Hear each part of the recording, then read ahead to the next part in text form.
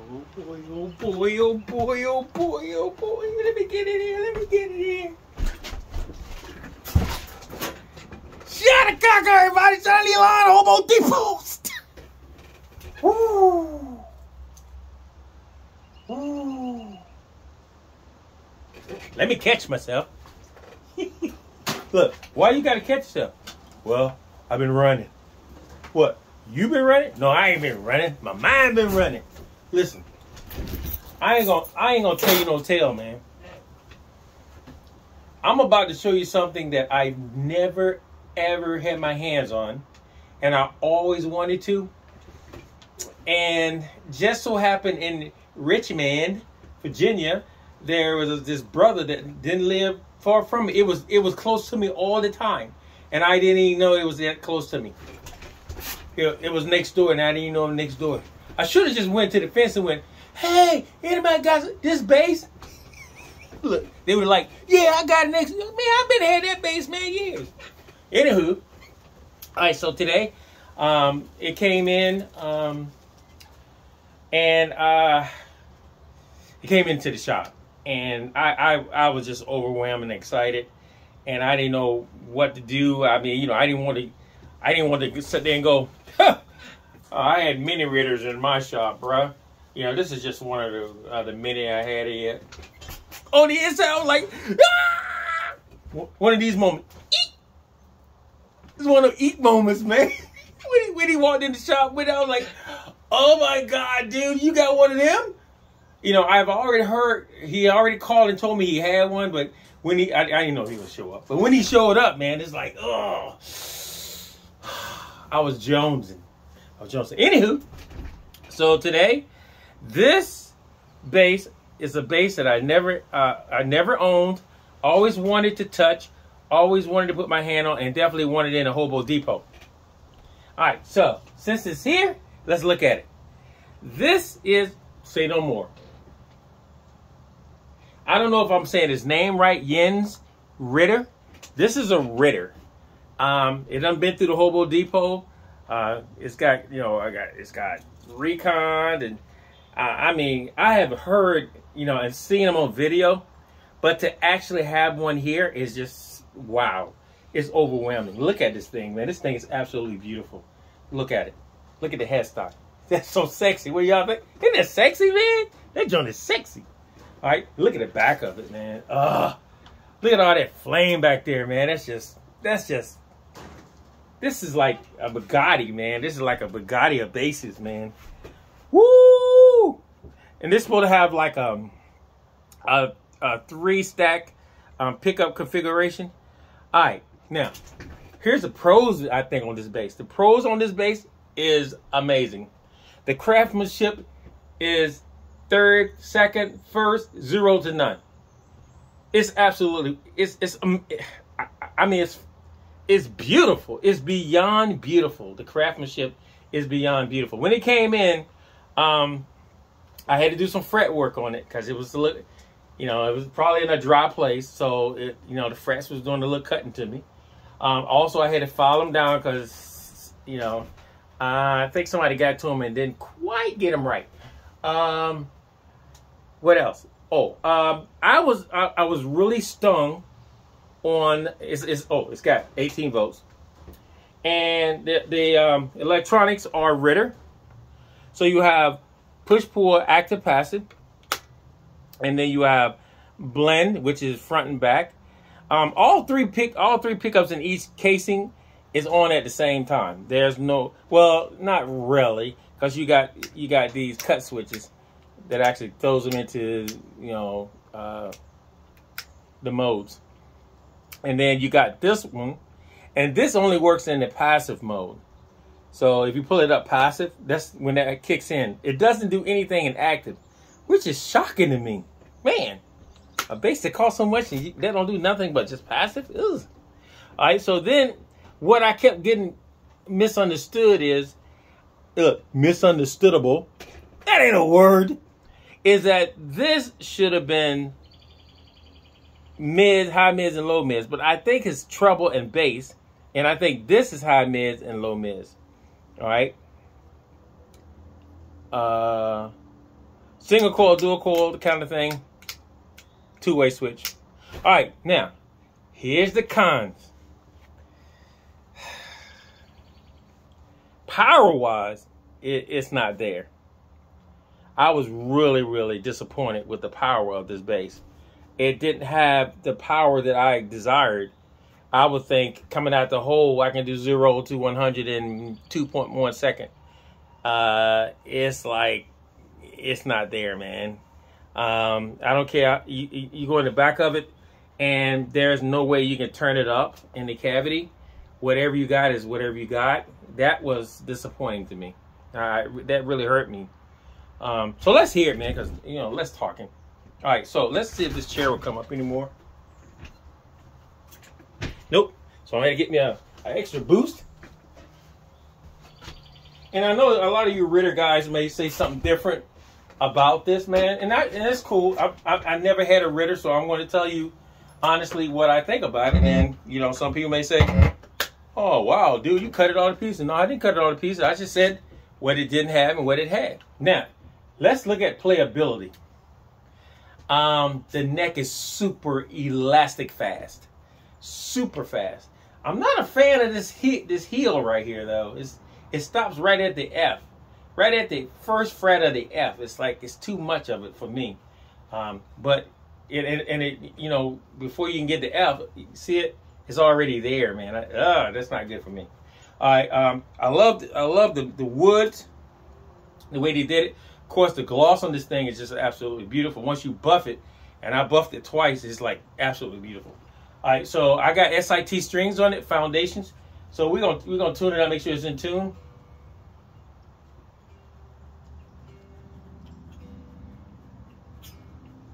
It's a little sharp.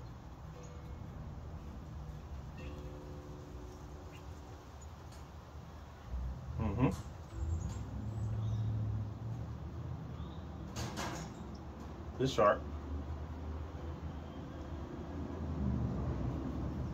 All right, so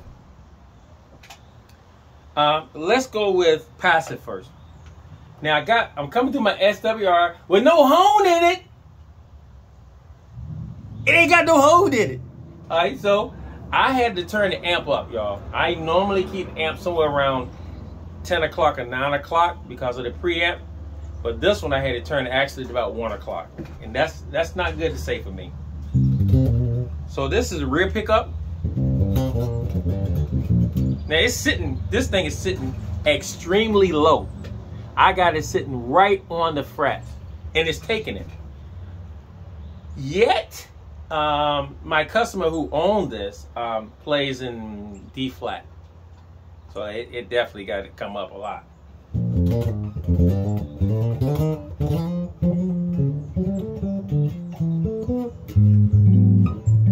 Yeah.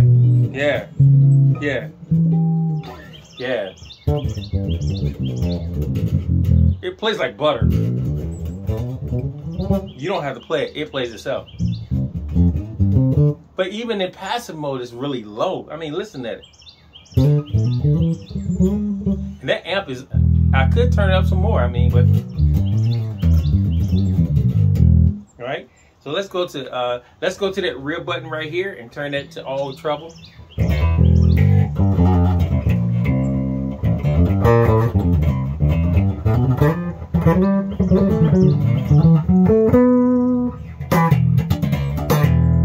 Okay, let's go to rear pickup.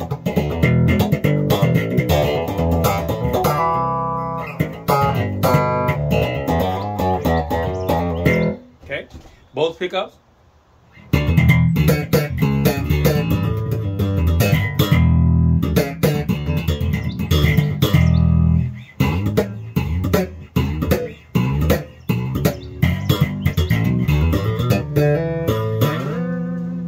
Okay, now let's go to active mode. We'll turn everything back on active mode.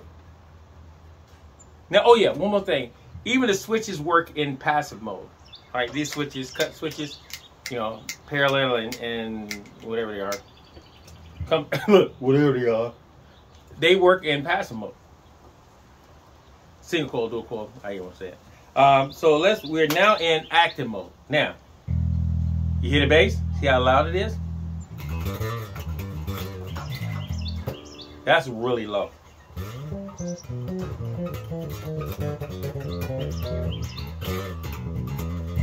Okay, so we're gonna go all the way, switches all the way down.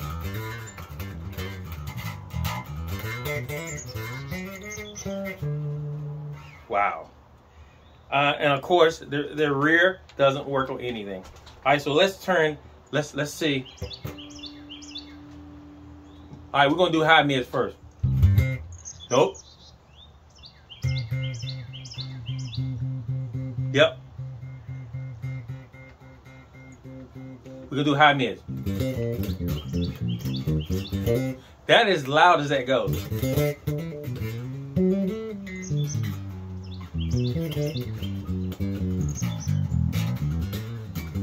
That amp is, I'm gonna hit turn the amp up. Wow. I'm sorry, folks, but I turned it up to 3 o'clock. That's not good for me. 3 o'clock, not good for me. It's 3 o'clock. It came up a little bit. All right. All right, so let's go high mids. I mean, low mids. I mean, it's working though.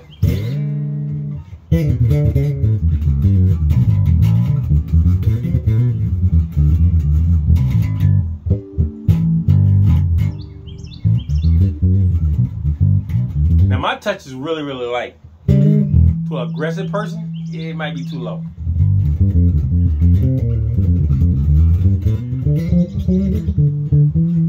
Okay, now we got high mids up, low mids up. Let's go to single coil.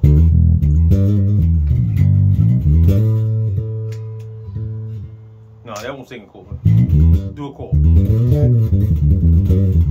little bit more heat came up on it. All right, so now we're gonna go and turn the treble to D10.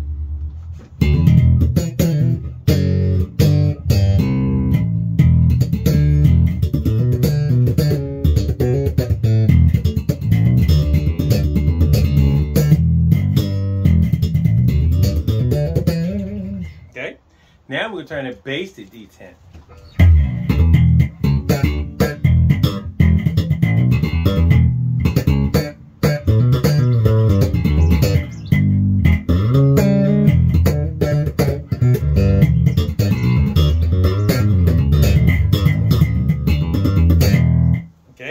Turn the treble all the way. Now that amp ain't got no horn in it, so the treble is definitely working.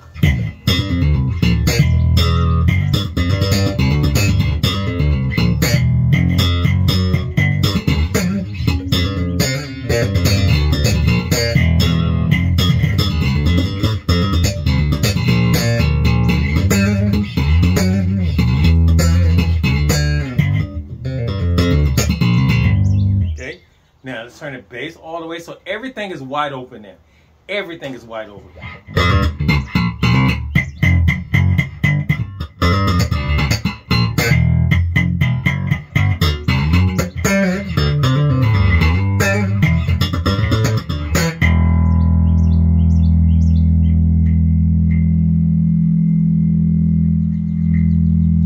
So if you cut back on the low mids, so you have to sit down with this Ritter, because I found out if you cut down on the low mids, then it begins to get a little bit more bottomy. It began to talk. I'm gonna say bottomy. It began to talk a little different.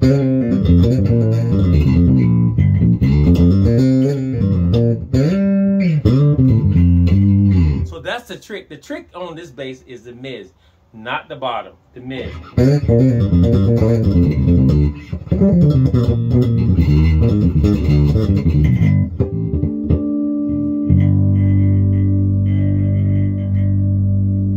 So I cut the low mids, that low mids all the way back.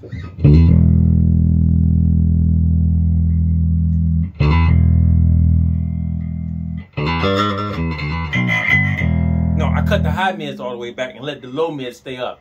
And that's what gave me the bottom. The rib ahead, pick up.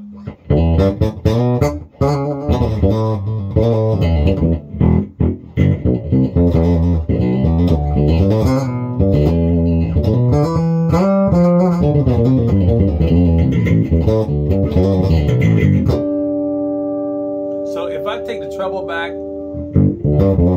I begin to get a little bit more texture.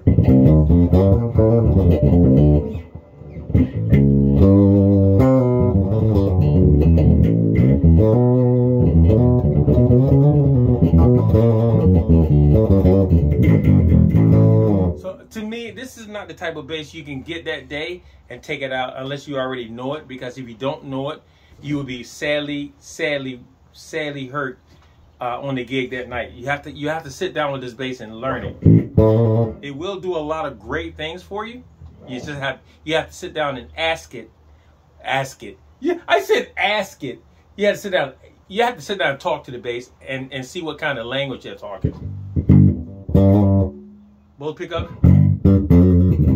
See, I'm beginning to hear something. If I sit down with this bass about 2 hours, 3 at the most, I can dial in stuff.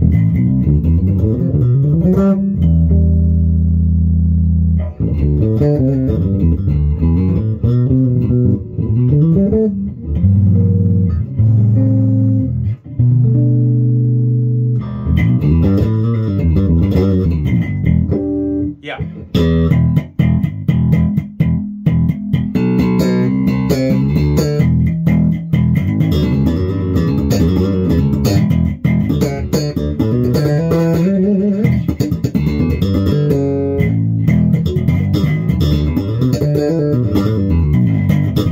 She will talk. She will talk. I'm going through the switches now.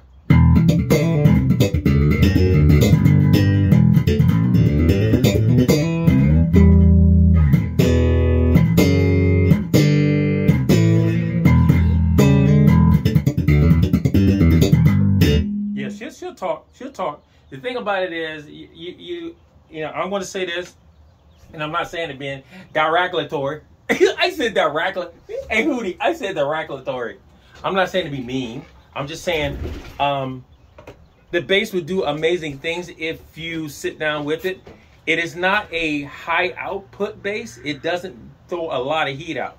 But the quality of the bass and the characteristics of the bass, it does a lot. And the main thing to me is just absolutely gorgeous. It's a piece of furniture.